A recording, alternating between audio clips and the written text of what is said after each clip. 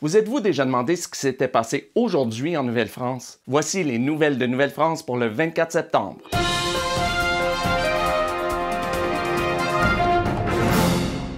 Le roi ayant récemment fait baisser la valeur des monnaies de France et des colonies, messieurs de Calière et Bochart ont signé aujourd'hui une ordonnance fixant le taux de change pour la monnaie de la Nouvelle-France. Désormais, il en coûtera 17 livres, 13 sols et 4 deniers pour 1 louis d'or, 8 livres, 16 sols et 8 deniers pour un demi-louis d'or, 4 livres, 12 sols pour un écu blanc, 2 livres, 6 sols pour un demi-écu et 1 livre, 3 sols pour un quart écu. Cela étant dit, la monnaie de France vaut toujours environ 35 % de plus que celle de la Nouvelle-France.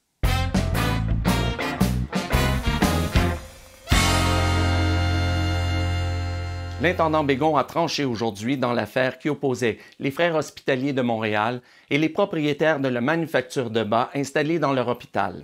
Un des points en litige concernait la dette de 300 livres contractée par un des frères auprès des locataires, montant qui aurait servi à refaire la cuisine. L'intendant Bégon a ordonné que la dette soit déduite du loyer de 732 livres, couvrant la période se terminant le 13 septembre dernier. Mais puisque les associés ont déjà signalé qu'ils ne se plieront pas à cette ordonnance, tout comme ils ne se sont pas pliés aux ordonnances précédentes, l'intendant Bégon leur a ordonné de quitter les lieux d'ici le 1er novembre en laissant derrière eux les ustensiles et les métiers en état de fonctionner.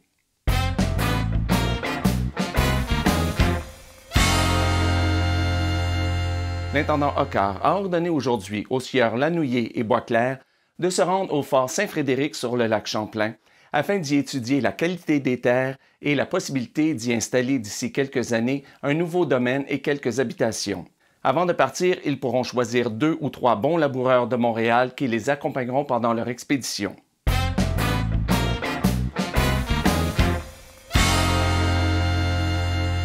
Un habitant de la région de Québec, M. Hichet, s'est récemment plaint du fait que plusieurs personnes passaient par son terrain et que pour y arriver, il n'hésitait pas à faire des brèches et à briser sa clôture, ce qui, on peut l'imaginer, finit à la longue par causer bien des désagréments et à coûter très cher à M. Hichet.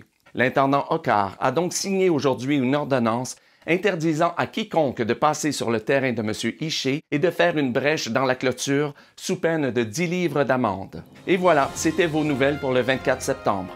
Ici Jean-François Blais et à très bientôt pour de nouvelles nouvelles de Nouvelle-France.